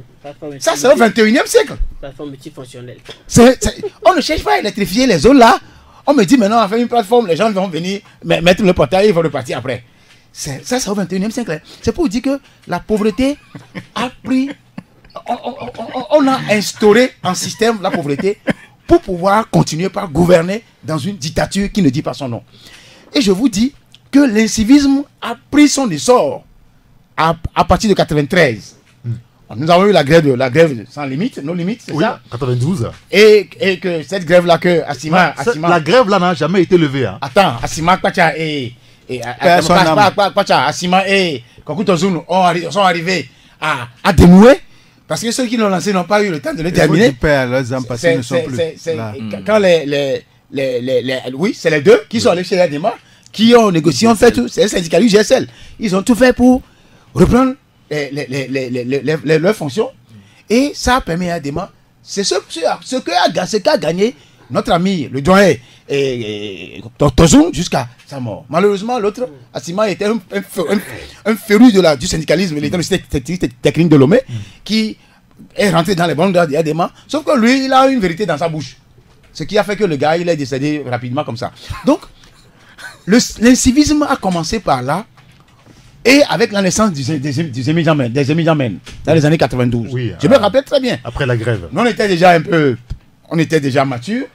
Et je me dis qu'aujourd'hui, avec l'augmentation de la population, c'est-à-dire la démographie, avec l'étendue même du territoire de Lomé, jusqu'aux confins, à Kato, jusqu'à Zanguera et jusqu'à Michintové et autres, je vous dis que plus les gens sont nombreux, plus l'incivisme grandit. Parce qu'il suffit de dépasser le motocycliste là, qui n'a pas fait le clignotant. Les insultes, je vous dis que les insultes pleuvent de partout. Donc aujourd'hui, quand vous êtes dans un pays et qu'il n'y a pas de démocratie, et qu'il n'y a pas une porte ouverte aux élections libres, transparentes, pour permettre à d'autres personnes de venir, que c'est les mêmes personnes qui sont ministres. Moi, mon enfance a commencé peut-être au CPE, il y a des gens qui sont ministres d'abord. Elle est aujourd'hui au CE2, il y a encore des ministres. Elle est là au CM2, vous aurez le même ministre là-bas. Ça ne se passe pas comme ça au Danemark, en France, même en Afrique du Sud.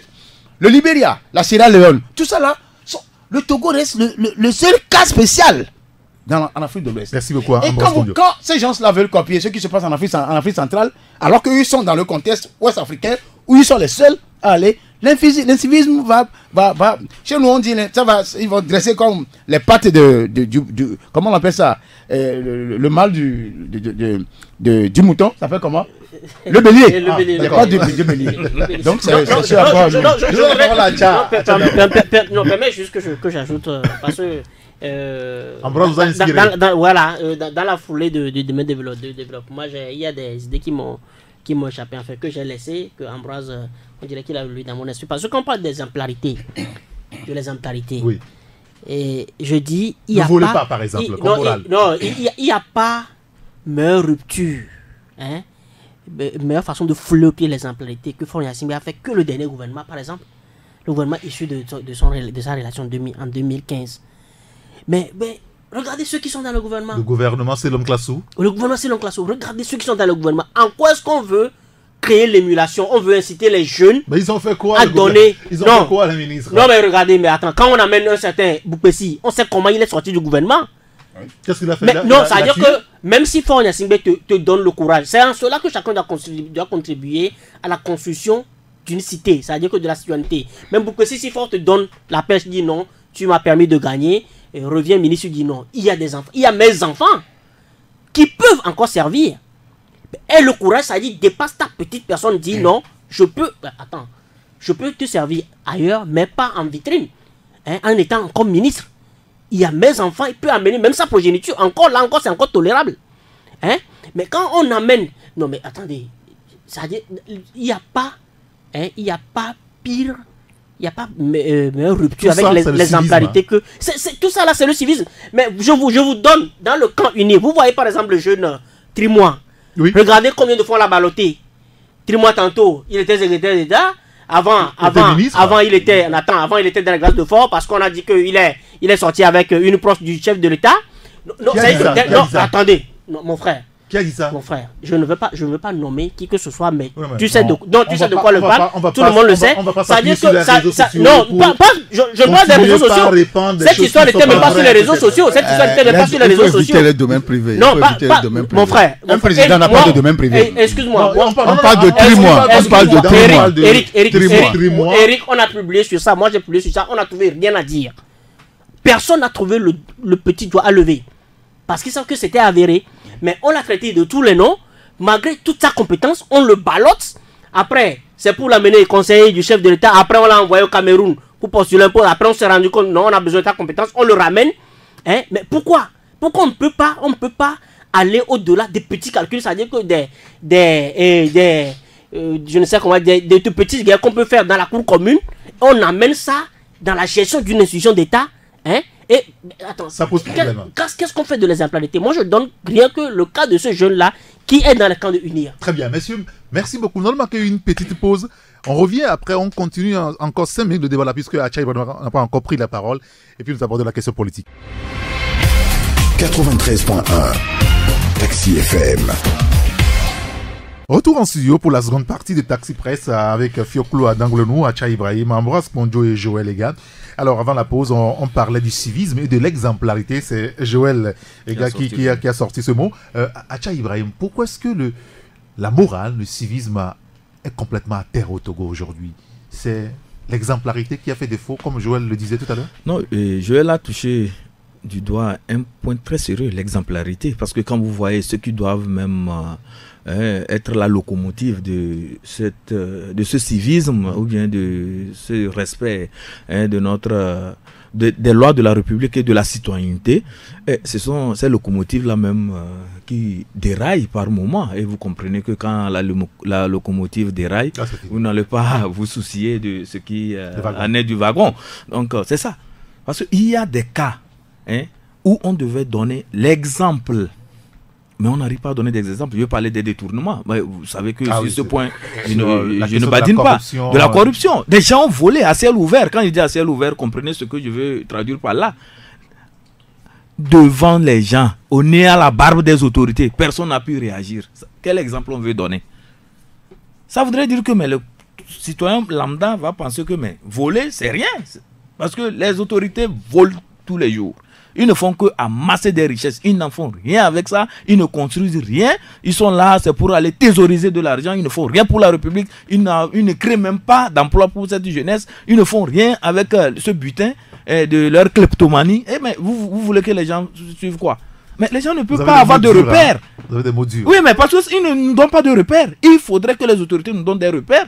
Au moins, nous donnent aussi l'exemplarité, comme le disait mon confrère Joël Lega. Si au moins aujourd'hui les Togolais ont appris, si on apprenait un jour que les autorités ont tapé du poing sur la table, on a pris ceux qui ont éventré Togo Télécom, je pense que les gens vont dire ah oui, au moins c'est bon, ça commence par venir. Si les autorités arrivaient à mettre la main sur ceux qui ont pris des milliards offerts, je pense que les Togolais diront que c'est de l'argent public, l'État togolais a sévi et on a repris cet argent pour servir la cause de la nation. Et là, les Togolais se sentiront appartenir à une nation et auront cette confiance-là de la part de leurs autorités. Mais s'il y a rupture de confiance, ça voudrait dire que tout ce que les Togolais vont trouver, ce qu'ils peuvent faire pour pouvoir défier davantage cette autorité à qui on a perdu respect, ils ne feront que le faire. Alors aujourd'hui, dans ce cas maintenant, pour vraiment remédier à la situation, pour pouvoir arranger les choses, moi je pense que l'État togolais doit avoir vraiment ce courage. Quand on dit l'État togolais, vous comprenez que dans les relations internationales, ce sont les individus qui représentent l'État. Donc ces individus qui agissent au nom de l'État doivent donner de l'exemplarité. Ces individus doivent bien se comporter d'abord, éviter les détournements des deniers publics. Il faudra aussi s'asseoir pour redéfinir la nation. Oui, il y a ce travail-là aussi. Il y a ce travail-là. Bon, encore que nous sommes dans une zone de turbulence, quand on veut définir la nation, les gens risquent de le faire selon leur chapelle politique. Redéfinir la nation, c'est peut-être de faire revenir cette notion de base. Les valeurs. Les valeurs, par exemple. Bien évidemment. Il faut faire revenir les valeurs, que ce ne soit pas aussi un choix sélectif, parce que les gens... Il y a mon confrère, les gens à Color qui a l'habitude de dire qu'au Togo, il n'y a pas l'éducation, c'est l'enseignement qui a une différence. Oui, sur le plan enseignement, c'est-à-dire que l'enseignement livresque, tout ce qu'on nous bourre, sciences de géographie, socio et autres là, il faudrait quand même, au-delà de ça, aller vers l'éducation, puisque quand vous prenez les anciens moniteurs, les anciens instituteurs, mais quand ils viennent à l'école, c'est comme un parent, c'est comme un père de famille. Ce qu'ils donnent au-delà de l'enseignement fondamental, ils donnent aussi des valeurs. Ils disent la morale, ils enseignent les enfants comment respecter les parents, comment se comporter dans la société. Il y en a qui le font jusqu'alors. Et vraiment, nous leur rendons hommage de continuer parce que quand vous allez dans certaines écoles, vous voyez qu'il y a jusqu'alors des enseignants qui ont grave, cette vocation d'enseigner. Jusque dans les églises, on a perdu les valeurs. Non, mais c'est la société. Ouais, c'est la société. Et là, on a perdu les valeurs. Oui, c'est la société. C'est dangereux. Oui, mais c'est dangereux, mais que voulez-vous? C'est qu'il faudrait de l'exemplarité, comme le disait mon confrère Joël. J'insiste beaucoup sur ceux qui sont au niveau de la locomotive, ceux qui pilotent l'État togolais. Il faudrait qu'ils fassent preuve d'exemplarité, qu'ils fassent preuve de citoyens normal, des citoyens qui respectent d'abord la République, qu'on ne fasse pas des choix. Vous voyez des gens, quand ils sont devant des situations, on choisit ce qui les intéresse, et quand c'est le bas peuple, on leur applique la loi dans toute son intégralité. Ça, c'est pas bien, c'est sélectif. Il faudrait aller dans le sens de la République quand il y a des choses, confronter les gens devant les lois de la République et de façon intégrale et systématique. Qu'il n'y ait pas des a priori, qu'il n'y ait pas des choix et qu'il n'y ait pas des choses comme les gens ont l'habitude de le dire. Il est de notre camp, ménageons-le ou bien faisons ceci, faisons ceci. Ce n'est pas bien. On est en train de perdre des repères. Tout citoyen doit être traité de façon équitable. Moi, je pense que si on allait dans ce sens, les choses iraient mieux. Et pour terminer, c'est le côté de la pauvreté. Vous savez, la pauvreté, on dit souvent un ventre affamé n'a point d'oreille. Et aussi, un homme qui a faim est un homme en situation. Quand vous êtes en situation, vous faites feu de tout bois. Donc faisons un effort considérable pour aller dans le sens du développement, de lutter contre la pauvreté et de faire en sorte qu'il y ait une justice sociale, c'est-à-dire la redistribution équitable des ressources du pays. Quand les gens certains ont le sentiment que certains ont pris, on fait main basse sur les richesses du pays et que les autres sont là comme des sous-citoyens, ça crée des frustrations. Un homme frustré, vous comprenez, devant des situations, mais vraiment c'est très dangereux. Donc faisons un effort pour rééquilibrer les choses et ceux qui doivent faire cet effort, ce sont les gouvernants. C'est eux qui doivent procéder à ce que nous appelons le rééquilibrage social. Bien. Je vais justement donner la parole à Fiakoulou. Non, mais attends, je voulais juste, c'est-à-dire que ce débat m'amène dans les œuvres philosophiques. Quand tu parles de Jean-Jacques Rousseau qui a parlé de la Respublica, mais bien avant lui, d'abord, quand on prend Rousseau, la République, selon lui, est assise sur la loi.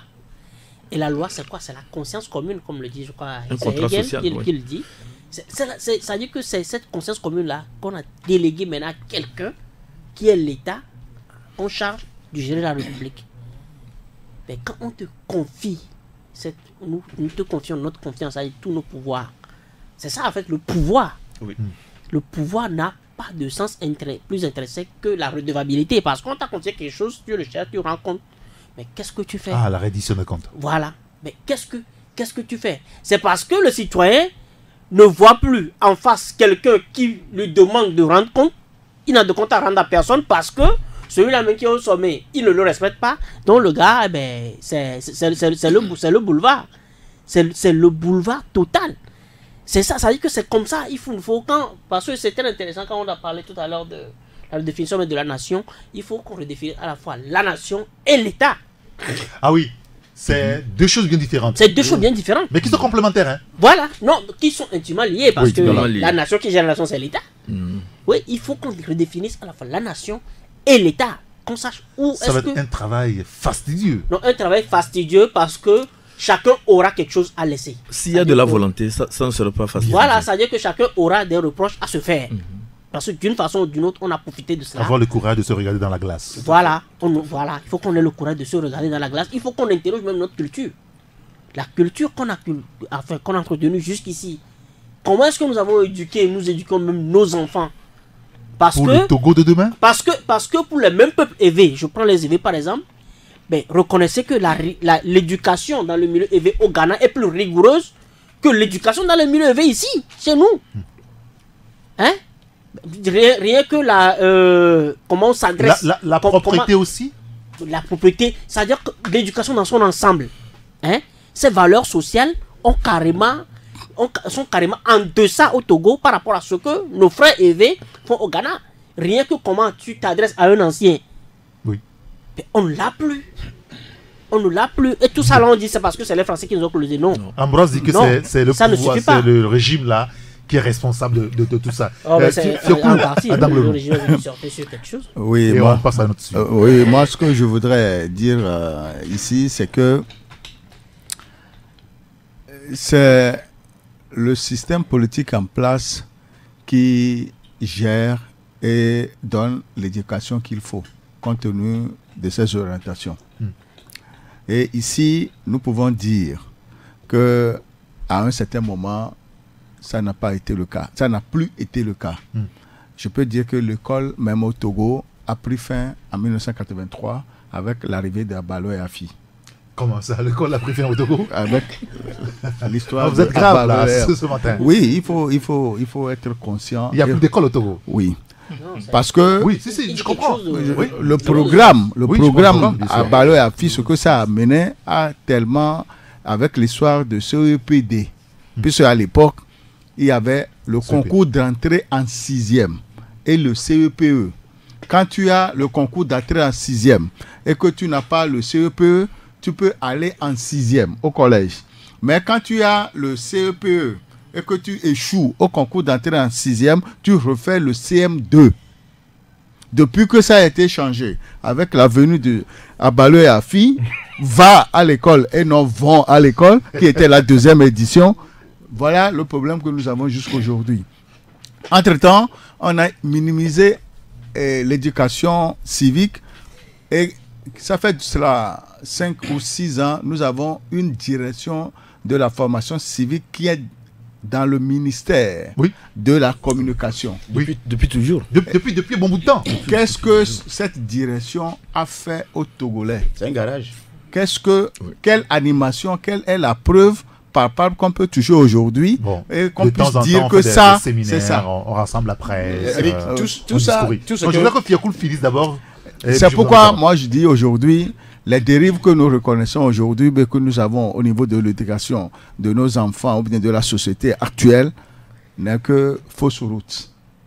Il n'y a pas la rigueur, il n'y a pas les implémentalités, c'est-à-dire poser les actes, appliquer à la lettre les lois de la République. Pour tout le monde. Pour tout le monde. Il y a trop de compromissions.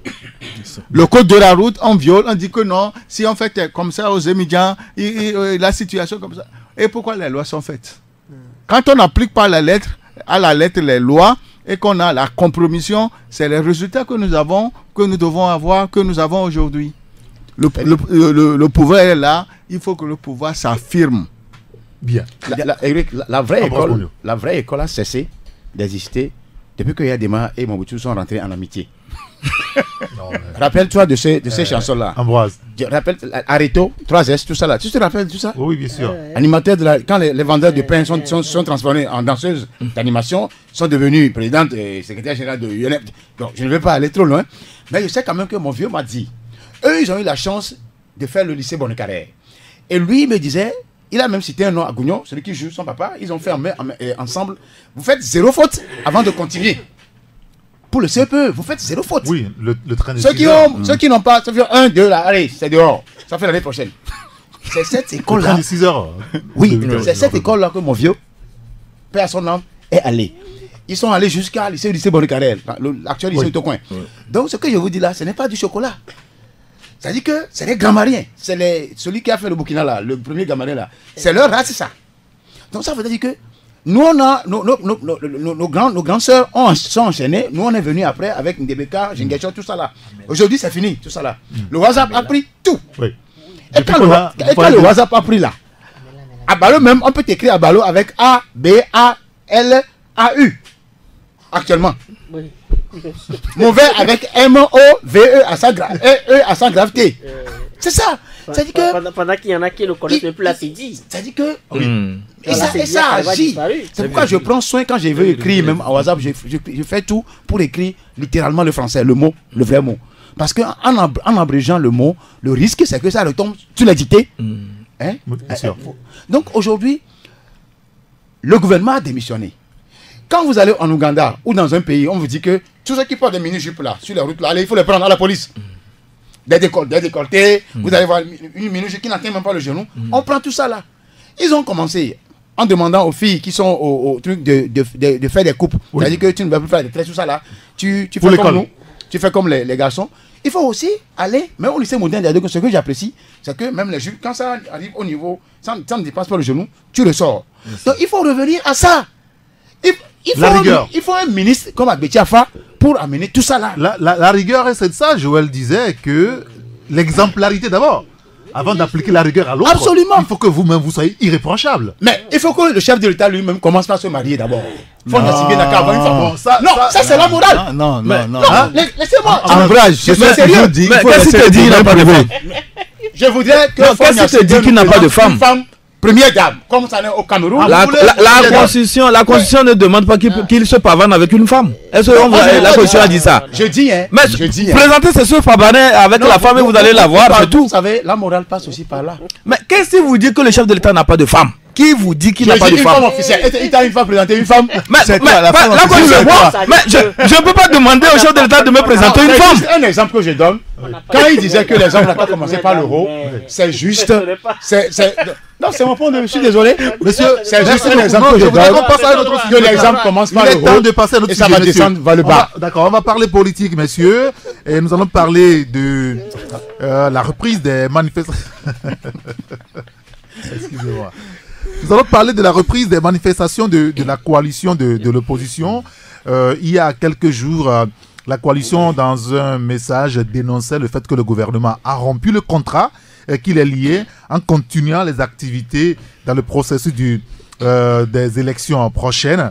Et on sentait venir cette réaction de la coalition.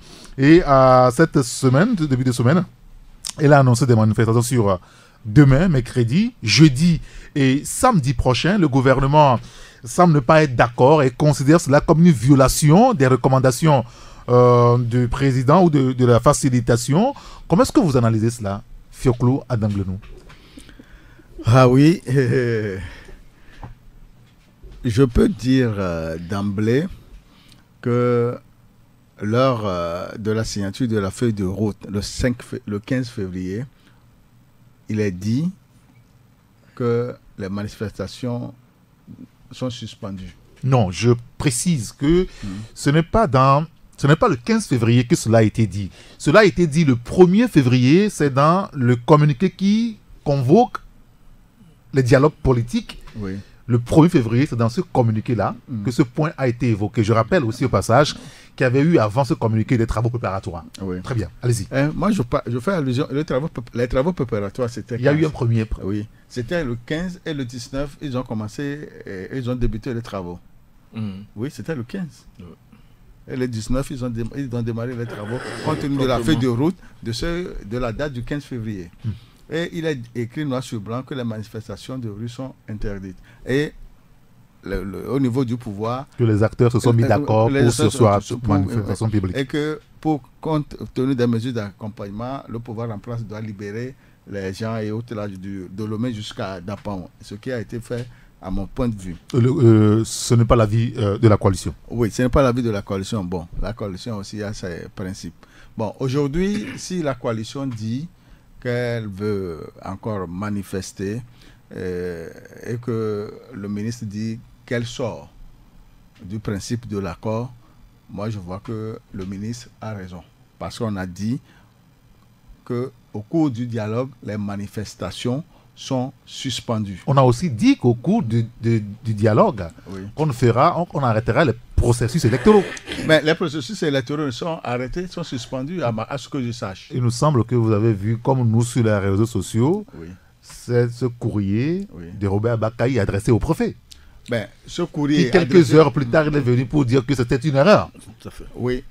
Il est revenu... Et le lendemain, un site proche du pouvoir a confirmé que non, le processus électoral n'a jamais été suspendu. Ben, là, je ne peux pas dire que c'est de la désinformation, bien de l'intox. Parce que nous sommes en politique et on ne sait pas qui dit quoi est vrai ou faux. Mais ce que je sais, que dans la feuille de route, le protocole pour le dialogue, il ne doit pas avoir de manifestation de rue. Un point barre. Mon cher ami Gato. Le ministre dit qu'il n'accepte pas parce que il n'a pas été dit que le dialogue est suspendu ou bien le dialogue n'existe plus. Il n'a pas été dit que le dialogue est suspendu ou c'est fini le dialogue. Dans ce contexte, tous les acteurs, les 14, la coalition des 14 et le parti au pouvoir doivent faire le nécessaire pour s'en tenir aux accords qui ont entraîné l'ouverture du dialogue. Alors, face à cette situation, Joël Lega, quel est votre avis là-dessus? Non, je pense que je vais prendre d'abord la coalition. D'avoir accepté rentrer dans une compromission? Dans une compromission, c'est-à-dire vous mettez dès l'entame des préparatifs avant même le dialogue, vous avez mis votre âme sur la table. Sans contre garantie. Quoi? Contre quelle garantie? Or, la force, c'est l'autre camp qui détient la force. Hein? Demain, par exemple, on peut déployer toutes des cargaisons dans la rue pour empêcher ne serait-ce que le rassemblement. Pour empêcher le rassemblement. Je ne suis pas entièrement d'accord sur ça. Non, pas entièrement. Je ne suis pas du tout d'accord sur ça. Parce que ça participe aussi à la mauvaise publicité pour le pouvoir. On est au 21e siècle, c'est-à-dire qu'on ne peut plus s'offrir. Enfin, ce n'est pas recommandé qu'il s'offre encore cette scène-là, qu'on laisse les gens manifester, point barre. Mais c'est la coalition qui a fait le lit. Parce que quand on vous dit accepter de renoncer aux manifestations le temps que le dialogue dure et que le dialogue va durer 10 jours, mais allez demander, ok, on peut renoncer, mais si le dialogue dépasse 10 jours, on fait quoi? C'est la moindre des choses. C'est la moindre des choses. Mais pourquoi ils ont accepté de renoncer à aux manifestations, hein, comme ça? Or, vous n'avez aucune garantie en face. Ils n'ont même pas demandé, ok, nous on renonce aux manifestations, mais si l'autre partie ne respecte pas ce qu'il a fait, il faut aussi qu'on écoute ça. Il faut que le communiqué dise ça aussi. Maintenant, on brandit ce communiqué seul comme... précis. On brandit ce communiqué comme un accord, hein, pour tout. Et puis, moi, ce qui me fait marrer, c'est que le contre-amiral Adegno utilise ça à loisir, même pour empêcher les manifestations sociales. Est-ce que la société civile était partie prenante à cette discussion? Non, sont sincères. Bon, maintenant, si la coalition revient aux manifestations, je dis, c'est le pouvoir l'y a poussé. Parce que à force de... Jusque-là, la coalition a publié ses concessions. Mais du côté du pouvoir, on n'a rien eu. Le pouvoir n'a rien communiqué comme étant une concession de sa part. On parle des mesures d'apaisement. Mais quelles mesures d'apaisement? On a libéré beaucoup de nos concitoyens. On a dit libération de tous les détenus. Oui. Levée de l'interdiction, on dit c'est pas l'état de siège, il n'y a plus d'état de siège aujourd'hui, mais c'est l'interdiction. Ah, d'accord. Voilà, ça, tu peux circuler aisément, mais tu ne manifestes pas. Que c'est l'interdiction des manifestations, on va lever cette interdiction, etc. Est-ce que ça a été fait? Rien. Rien n'a été fait. Ça, il n'y a pas eu le seul iota que le pouvoir aujourd'hui a concédé. Donc, mais vous donnez toutes les raisons à la coalition de reprendre son arme, qui n'est que sa seule arme. Hein, par laquelle elle s'exprime. Et moi je dis aujourd'hui, mais pourquoi alors Donc demain, il y a un fort risque que la manifestation ne démarre même pas et donc susceptible d'être une manifestation violente. On peut pas présager de la violence. On peut pas présager de la violence, mais demain, ça sera tendu. Bien. Dans les rues. Ça sera tendu dans les rues, mais au passif du pouvoir. Parce que là, tous les observateurs seront là pour voir, parce que ce sont ces mêmes observateurs qui leur ont dit, entre-temps, laissez les gens manifester pacifiquement. Oui. Le groupe des 5. Laissez les gens manifester pacifiquement. Du moins, enfin, 3 des groupes des 5, l'ambassadeur, la France, les États-Unis, la main, ont dit non, laissez les gens manifester pacifiquement. Mais on verra s'ils vont aller contre cela. Bien. Et demain. Acha Ibrahim. Non, moi, cette scène me fait pitié. J'ai pitié pour mon pays. Ambroise disait tout de suite que les Togolais ont eu à former des gens en Afrique centrale, au Bénin et autres là, et nous étions cités en référence. Et quand nous sortons aussi du pays, ceux que nous rencontrons, ceux avec qui nous frottons, on reconnaît quand même l'intelligence togolaise, on reconnaît la capacité, la qualité du Togolais à pouvoir transcender en tout cas ses propres opinions et aller même vers ce qui est accepté par le bon sens, comme on le dit. Et vraiment, je suis peiné de voir que des acteurs politiques togolais n'arrivent pas à respecter du moins la parole donnée. Et ça me pose vraiment un sérieux problème. Ça me pose un sérieux problème vis-à-vis du facilitateur. Voilà un monsieur... Parce qu'on est en train de le fatiguer à la fin. Mais on est en train de le fatiguer. Et la dernière fois, lors de la dernière séance, je sentais que le monsieur était exaspéré par le comportement des acteurs togolais, des deux bords. Bien évidemment, des deux bords. Parce que vous prenez des engagements comme quoi nous n'allons plus faire ceci, il n'y aura plus ceci, mais quelques jours après, on constate que vous violez allègrement ces engagements. Et ça, là, quelle image nous donnons de notre pays? Il faudrait que les gens se ressaisissent, que les gens fassent un effort pour voir un peu ce qu'il y a lieu de faire pour que nous sortions de cette crise. Mais nous avons dit que nous sommes en crise. Et les gens ont senti la nécessité de voler à notre secours parce que le dialogue étant rompu, la confiance étant aussi rompue, il fallait tout faire aussi pour amener les acteurs à s'entendre et surtout à réfléchir sur de meilleurs mécanismes pour sortir le Togo, pour repositionner le Togo. Mais si nous sommes là à gesticuler, à faire un travail décisif, on avance, on recule, on fait des choses, on n'arrive même pas à poser des actes de gentleman, ça voudrait dire qu'il y a problème. Il y a un sérieux problème et ça, vraiment, ce n'est pas l'honneur du Togo. Il faudrait que les acteurs politiques dépassent aillent au-delà de leurs passions, de leurs intérêts, de leurs petits intérêts, pour regarder comment faire pour que le Togo sorte de cette situation. Aujourd'hui, je le dis toujours, je le répète, quand vous allez sous d'autres cieux, la Constitution ne pose pas problème. Non. Parce que les gens savent qu'ils sont dans un état démocratique et les lois qui suivent, en tout cas c'est le sens commun, quoi. C'est facile de l'appréhender. Oui. Et il n'y a pas à faire des dialogues avant de savoir que dans une constitution on doit faire ceci, on doit faire ceci. On doit avoir ces lois-là pour que la République réponde aux principes démocratiques. Si au Togo ça doit poser problème, c'est qu'il y a les Togolais, même ceux qui animent la scène politique, ont des tares, ils traînent des tares. Excusez-moi le mot, je ne suis pas sévère parce que bon, ça m'enchante, mais c'est que la situation est très préoccupante, qu'il va falloir qu'on sorte aussi des mots aussi pour que les acteurs politiques sachent qu'il y a péril en la demeure, il y a nécessité les deux camps s'accusent mutuellement, mais bien évidemment, considérant que l'autre a été le premier à violer l'accord. C'est pour ça ce que nous savons dans le... En tout cas, quand nous vivons dans la vie commune, quand il y a une situation d'anormalité, on n'oppose pas une situation aussi d'anormalité. Il y a ce que nous appelons le bon sens. Il y a à un moment donné quelqu'un qui doit prendre de la hauteur. Oui.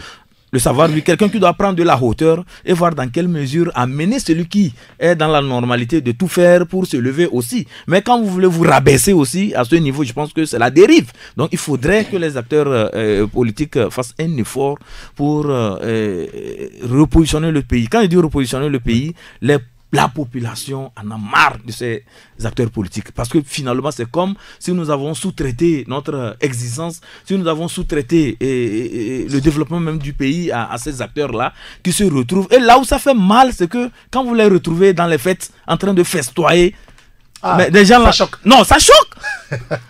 Ça choque. Quand vous allez dans des baptêmes, quand vous allez.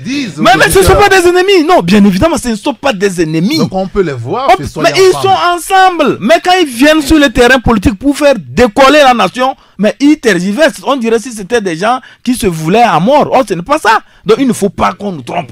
C'est trop minimaliste. Mais l'image que je veux ressortir, c'est que les Togolais, ils ne s'en veulent pas. Les Togolais savent ce qu'ils doivent faire pour que ce pays-là évolue. Ils n'investissent pas pleinement. Justement, c'est parce que les gens s'accrochent à des intérêts, c'est tout. Les gens ne pensent pas véritablement à l'intérêt général. D'abord, je voudrais informer ceux qui dirigent ce pays que quand Mohamedou Buhari se présente pour un second mandat au Nigeria, il est contesté dans son propre camp pour cela, aujourd'hui. C'est un message fort envoyé aux antidémocrates dans la sous-région d'Afrique de l'Ouest. Ce n'est pas ceux qui sera réélu? C'est moi qui ai la parole. Si demain, j'ai toujours dit que quand les gens veulent manifester et que vous les laissez manifester pacifiquement, c'est vous qui êtes en face qui gagnez. Mais quand il y a grabuge, c'est vous qui laissez des plumes. Parce que l'opinion publique internationale braque ses oreilles juste pour entendre qu'il y a eu des morts ou qu'il y a eu des blessés graves. C'est tout. J'ai dit, ce pouvoir multiplie des erreurs et ça me renvoie à ma prophétie. Pour vous dire que quoi? Elle est en cours, hein, votre prophétie. Tout à fait. Pour vous dire que dans la réalité des faits, c'est le pouvoir qui va encore laisser des plumes. Laissez cette histoire. Moi, j'ai toujours dit, c'est-à-dire qu'il faut dire la vérité en face. Qui est-ce qui fait bloquer la situation au point que le Togo se trouve dans l'abîme aujourd'hui? C'est ceux qui gouvernent. L'opposition qui est en face n'a jamais dirigé le pouvoir. Ça, c'est un de deux. On a parlé d'un dialogue qui doit durer 10 jours. Nous sommes dans les 3 mois. Ça veut dire qu'il semblerait qu'il peut y avoir une connivence. Je ne voudrais pas traiter le facilitateur de traître. Mais moi, mes mots sont justes et je vais les utiliser à juste titre. Mais quand vous nous avez dit au départ qu'on allait faire un dialogue, je vais le démontrer tout à l'heure, l'erreur aussi de l'opposition. Oui. Qu'on va faire 10 jours. Et que vous, facilitateurs, vous revenez, sachant bien que l'arme ultime que détient le peuple pour faire fléchir le pouvoir qui maintient pendant 51 ans le régime là, c'est les marches. En demandant aux gens de ne pas manifester et de voir le dialogue aboutir à une solution idoine, déjà 1 mois est passé. Alors que les marches sont une chose qui galvanise les gens. 1 semaine, 2 semaines, ça peut refroidir l'ardeur des mobilisateurs et des mobilisés. Donc aujourd'hui, nous sommes dans ce sillon-là. Sauf que le pouvoir ignore que, on a l'impression que ceux qui marchent ont fait un pacte entre eux. Contrairement à ce qui s'est passé par le passé. Qu'est-ce que vous voulez dire? Le pacte là, c'est quoi? Je viens à la marche, tu viens à la marche, on est ensemble, on se voit. Quand on dit que je dis à la marche, vous allez les retrouver tous à la marche. C'est comme ça désormais. Que le pouvoir ne s'avise pas en disant que ce que l'ANC faisait de Bekondeji à la plage là, ça c'est fini, c'est l'histoire. Hier, j'étais à Guanivé. Je ne vous dis pas quelle campagne les femmes Kotokoli, puisqu'il s'agit d'elles, les militants du PNP et de l'ANC. Il y a même quelqu'un que je connais du CAR, je parle bien de Kotokoli, qui disait Kocho, tout ce qui va dire, il y aura, la marche va se tenir. Ça veut dire que il y a déjà une détermination, déjà. Surtout avec la paupérisation avancée dans laquelle le Togo s'avance actuellement, le pouvoir togolais ferait mieux de ne pas jouer au faux fuyant en prenant pour prétexte un accord qui ne tient même pas lieu dans le dialogue. En même temps, le gouvernement n'a pas interdit la manifestation. Aucune loi n'interdit la manifestation. Le gouvernement dit qu'il ne se rendra pas complice. Mais sauf que par rapport aux marches, par rapport à la violation dans le cadre social, le gouvernement brandit le même étiquette là, le même document là. Par rapport à la SCT. Pour être interdit, ça m'a fait. Non, c'est pas le gouvernement, c'est le contre-amiral, le maire, qui dit ça. Tout ça fait partie du gouvernement. Contre-amiral, il est qui? Il n'a pas été élu par le peuple. S'il a été nommé par le gouvernement, les gens du gouvernement, c'est le même pouvoir. Et c'est des gens qui fonctionnent comme nous sommes. C'est quel pays là? Pas en Corée du Nord. La Corée du Nord est mieux dans certaines situations. Parce qu'au moins, des gens trouvent bien à manger là-bas. Au Togo. Qui t'a dit que les gens mangent bien en Corée du Nord? Vous voulez parler de Burundi avec Pierre Nkurunziza? Je ne veux même pas aller sur ce terrain. Ce monsieur, lui, n'est pas un bon exemple. Ne le sonnez même pas. La Corée du Nord, ils cultivent, ils mangent à leur faim. Tu n'es pas bien dans ton pays? Toi, tu manges à ta faim. Il y a des gens qui mangent une seule fois dans la journée. Va demander au patron à qui tu faisais le travail de journaliste de te donner les 200 000 ou les 300 000. Ils ne vont même pas te donner 10 000 francs à te donner. Parce qu'ils savent que demain, peut-être, ce n'est pas. Ils ont emmagasiné l'argent dans leur cantine, ils se taisent là-dessus. Et ils ont fait tout pour disparaître l'argent dans leur banque fictive, là, comment vous les appelez. Et ils ont préféré des caveaux à la maison. Les gens en ont fait autant des mains. Ils sont partis au voyage, on les a découverts. Donc aujourd'hui. Merci beaucoup, Ambroise. La réalité, on a compris. La réalité aujourd'hui, c'est que. On a 2 petites minutes encore. Quoi qu'en dise le gouvernement, dans l'illégalité absolue, mais l'opposition, je viens d'écouter Jean Kissi, ils sont en train de terminer la conférence de presse. La marche aura bien lieu demain.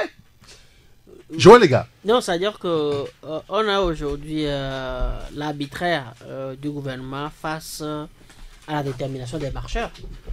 C'est ça, c'est la scène qu'on va voir demain dans la rue. Parce que ça va être regrettable que cela finisse mal. Non, ça veut dire qu'il ne faut pas toujours. Et puis, il ne faut pas avoir cette. Il faut essayer dans l'esprit des gens. Non, on peut faire une projection. Non, cette culture d'avoir chaque fois peur du mal. D'avoir chaque fois peur du mal. C'est quoi?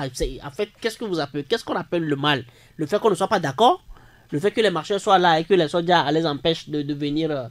On a vu samedi dernier, par rapport à Togo Debout, le temps qui se rassemble au point du meeting, professeur David Ossé et Ayawa Bandou ont été embarqués. Il n'y a pas eu de rabus. C'est-à-dire que j'ai l'impression qu'il y a beaucoup de Togolais qui veulent faire des omelettes sans casser les œufs. Qu'est-ce que vous voulez en fin de compte? Qu'est-ce que vous voulez? Comment comptez-vous arriver à obtenir ce que vous cherchez? Mais justement, qu'est-ce qu'on appelle violence? Mais moi je dis aujourd'hui, il faut reconnaître que on a requinqué carrément le goût à la marche, le goût à la mobilisation, comme Ambroise le disait. C'est-à-dire que il y a des clubs qui se sont formés, les gens ont inscrit ça même dans leur agenda. C'est devenu carrément une activité où les gens vivent de... En fait, c'est-à-dire que la C14, vous allez voir que malgré qu'on ait critiqué au sein du groupe Tipeee et autres là, mais ils se sont rendus compte que même leur base demande aujourd'hui, mais attends, il faut qu'on ait encore fait bouger la rue. Chauffer le terrain. Les gens ont repris goût à la marche. Bien. Donc c'est fini cette époque de l'ANC, ce concert-là qu'on faisait, comme j'ai dit, à la plage, juste pour honorer le deal. Vous avez parlé de deal entre voilà, qui et qui? Je sais ce que je dis. Entre qui et qui? Et je l'assume. Entre qui et qui? Fiocolo, 30 secondes. Oui, je souhaite que la journée de demain ne soit pas une journée de violence, même si on envoie les forces de l'ordre dans la rue pour empêcher les autres de marcher, il faut que ça soit dans le calme. Parce que si on empêche qu'on prenne le départ au point indiqué, les gens prendront le départ ailleurs peut-être aussi. Oui, on n'en sait absolument rien. On ne sait pas ce qui va arriver, mais aujourd'hui, il faut qu'on soit responsable dans les actes que nous devons poser. Monsieur, merci beaucoup. Merci Fiokulu Adanglou. Je rappelle que c'est vous le patron du journal. S'il te plaît, un message à la CET. Que la CET évite de couper le courant en pleine nuit. 23h, 1h du matin. C'est grave. Surtout quand il pleut au Togo, il faut s'attendre à ça. Hein. Non, ça n'a même pas. Hier. Attends, c'est hier. Quand il y a une panne, qu'est-ce que le directeur peut faire? Qu'est-ce que vous appelez panne, moi? Hier, ça n'a même pas. Il y a 30 minutes avant même que la pluie ne commence. Oui. Ça a coupé. Oui. L'autre fois, c'était. Ils ont coupé à 21h30 jusqu'à 1h30 du matin. Oui. Chez vous, ça, ailleurs, c'est jusqu'à 6h du matin. Qu'est-ce qu'il y a comme problème la nuit et pratiquement toutes les soirs on coupe l'électricité. Merci beaucoup, monsieur. Merci beaucoup, Ambroise. Joël, les gars, Acha Ibrahim, merci d'être venu pour le débat. Appelez-moi à Saint-Irrigator et à demain. Toujours une longueur d'avance, toujours une longueur d'avance. Taxi FM.